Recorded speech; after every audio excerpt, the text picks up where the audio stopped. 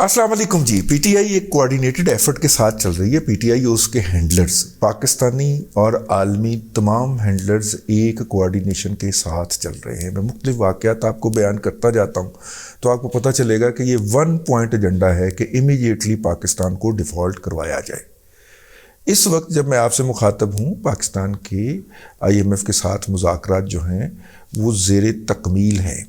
پاکستان کے I am F کے ساتھ مذاکرات جاری ہیں، لیکن ان کے اندر وقفہ تب آیا جب انہوں نے کہا کہ جو ٹیکس آپ نے ہمارے ساتھ طے کیے ہیں یہ جائیے اس کا اطلاق کر کے آئیے اور اس کو باقاعدہ قانونی کور حاصل ہونا چاہیے. قانونی کور کا ایک صورت یہ ہو سکتی تھی کہ صدر جو تھے وہ ایک آرڈیننس جاری کرتے تھے، اور یہ کوئی نئی بات نہ ہوتی. صدر نے جو تھا وہ اپنے پی ٹی آئی کے 3 سال 7 ماہ کے اندر 70 سے زائد آرڈیننس جاری کیے ہیں، جس میں ایک مہینے 1 دن کے اندر 8 انہوں نے آرڈیننس بھی جاری کیے ہیں. لیکن اس صدر نے کہا کہ جی میں آرڈیننس جاری نہیں کروں گا، آپ قومی اسمبلی کے اور سینٹ سے اس کو اپروو کروا لیجیے. حکومت نے اس کو ٹیبل کر دیا. یوں آئی ایم ایف جو تھا وہ مذاکرات کی ٹیبل سے اٹھ گیا. اس نے کہا جی پہلے اپروو کروا لیجیے پھر ہم کر لیں گے. اب زیادہ انہوں نے کہا ہے، اسحاق ڈار صاحب کا بیان ہے آن ریکارڈ کہ منگل سے پہلے ہو جائے گا، تو منگل کو ہم مذاکرات بحال کر لیں گے. اچھا، منگل سے پہلے ہو جائے گا اور منگل کو ہم مذاکرات بحال کر لیں گے، تو دوسرے فرنٹ سے ہم چاروں طرف حملہ کرنا، دوسرے فرنٹ سے حملہ کیا کہ عدلیہ کے فرنٹ سے، اور جناب بدھ کو تاریخ سماعت رکھوا لی. اور وہ جو جسٹس منیب صاحب ہیں انہوں نے ایسی زبان استعمال کی کہ اللہ بخشے ثاقب نصور یاد آ گئے. اور وہ کھوسا جو جال ساز تھا، جو اپنے آپ کو بہت بڑا ادب پسند کہتا تھا، اور جاسوسی کے گھٹیا ترین ناول جو ہے وہ سپریم کورٹ کی ججمنٹ کے اندر کوٹ کرتا تھا. قد کی طرح شخصیت کا بھی چھوٹا آدمی تھا. چھوٹا قد تھا تو اسی لیے نسیم حسن شاہ کا داماد بنا تھا نا. اور پچھلے دنوں آپ جیو کو جانتے نہیں ہیں وہ کتنی بڑی خباثت کرتا ہے. حافظ آباد میں 1.5 فٹ کا دلہا اور 2.5 فٹ کی دلہن کا انہوں نے جو دکھایا ہے، آپ کا خیال ہے کہ اس کا سمبلزم کیا تھا؟ وہ کھوسے کو چھیڑ رہے تھے.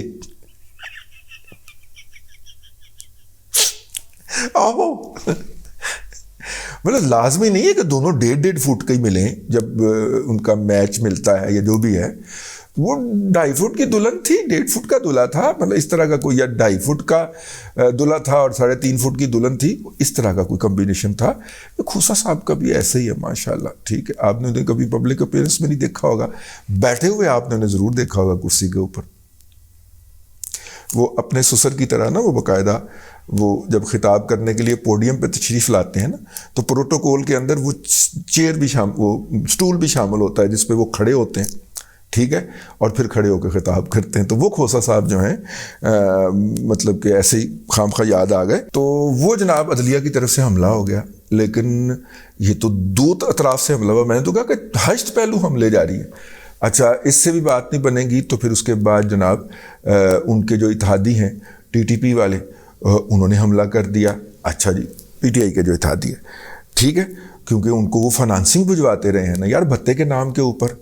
یہ جو ان کے منسٹرز اور ان کے چیف منسٹرز اور ان کے گورنر جو بھجواتے تھے، بھتہ جو بھجواتے تھے، وہ بھتہ نہیں تھا یار، وہ فنانسنگ تھی. میرے پیارے بھائی کیا کرتے ہیں آپ؟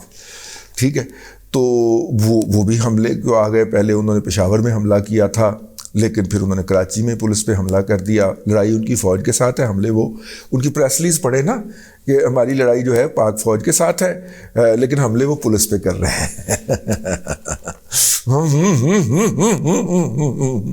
پتہ تو چل رہا ہے نا آپ کو. ٹھیک ہے بھئی، اگر ان کی لڑائی فوج کے ساتھ ہے تو فوج کے اوپر حملے کریں. لاجیکل تو یہی بنتا ہے نا، وہ آگے سے آپ کا منہ توڑے.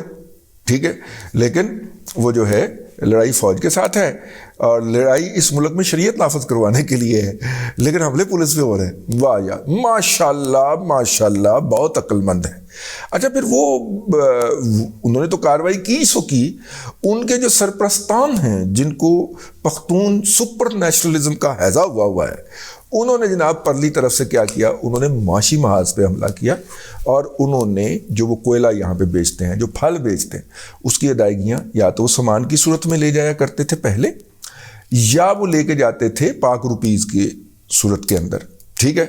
اب انہوں نے وہ ادائیگیاں ڈالرز کی شکل میں لینی شروع کر دیتی ہیں.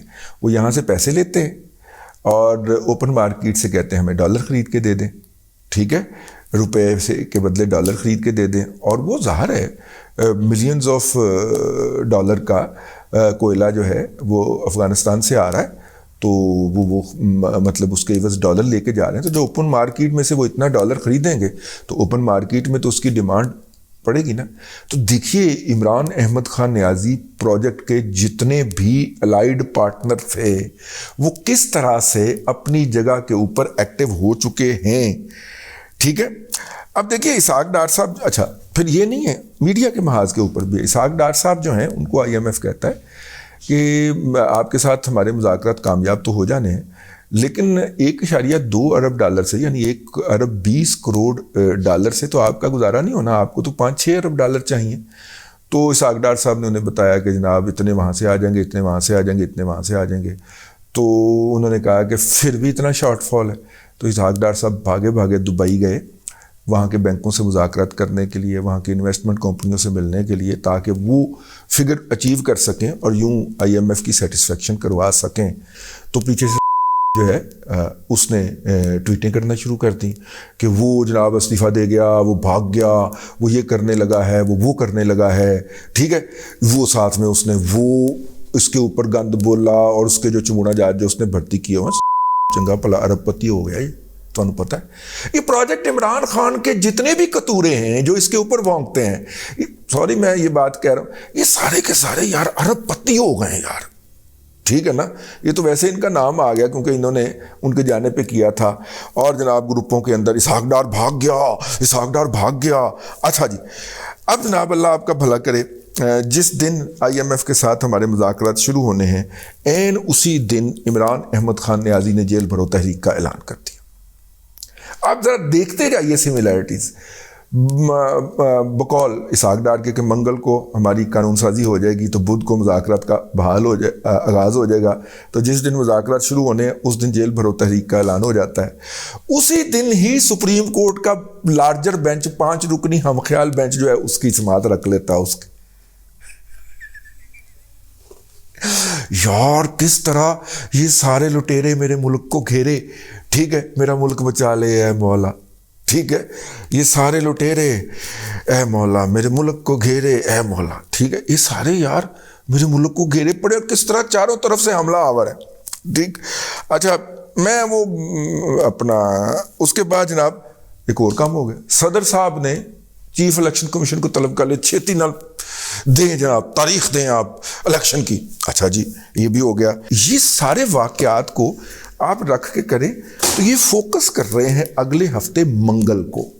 ان کا مین ٹارگٹ کیا ہے؟ حالانکہ جو لٹائر حضرات جو ہیں, جو بھی لیاقت وسیم, کرنل لٹائر لیاقت وسیم جیسے جتنے بھی ہو رہے ہیں, جتنے بھی بلیک واٹر کے فیسیلیٹیٹر ہیں, جتنوں نے بھی ان کو سہولتیں فراہم کر کے لمبا مال بنایا ہوا ہے, اور جتنوں کے بھی دبئی کے اندر اثاثے جو ہیں وہ سامنے آ رہے ہیں, یہ سارے کے سارے وہ لوگ ہیں جو پروجیکٹ عمران خان, پہلے یہ بلیک واٹر کے فیسیلیٹیٹر تھے, آج کل پروجیکٹ عمران خان کے فیسیلیٹیٹر ہیں, عمران احمد خان نیازی, ٹھیک ہے.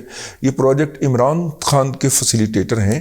ایک تو ان کی ویلتھ کو دیکھیے کہ وہ کس طرح اسکائی راکٹنگ ہوئی ہے اور ادارے کے اندر بیٹھ کے ہوئی ہے, اور ادارے نے فیسیلیٹیٹ تو کیا ہے, چیک نہیں کیا, روک کے پوچھا نہیں کہ پتر تنخواہ تیری 1,05,000 ہے, تو بیٹا آپ کا پڑھ رہا ہے, 2 بیٹے پڑھ رہے ہیں آپ کے لندن کے اندر, اے ماجرا کی است, ٹھیک ہے نا.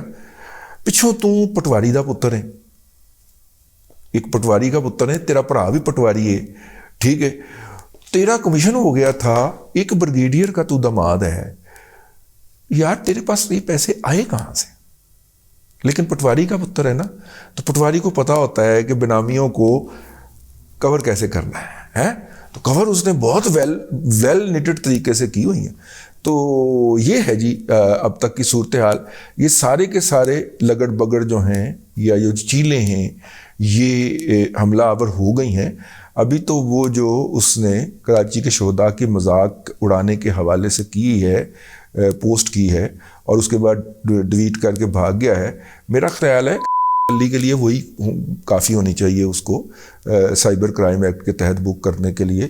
بہرحال یہ سارے کے سارے ولچرز جو ہیں, یہ جو گدھ ہیں, یہ ایک دم حملہ آور کیوں ہو گئے؟ میری چھٹی حص تو کہہ رہی ہے کہ بڑی ویل کوآرڈینیٹڈ ایفرٹ ہے. آپ کیا کہتے ہیں اس پہ ضرور بتائیے گا نیچے فیڈ بیک دے کے. اب تک کے لیے اتنا ہی. اللہ تبارک و تعالیٰ آپ کو آسانیاں عطا کرے اور آسانیاں خلق خدا میں تقسیم کرنے کی توفیق عطا کرے.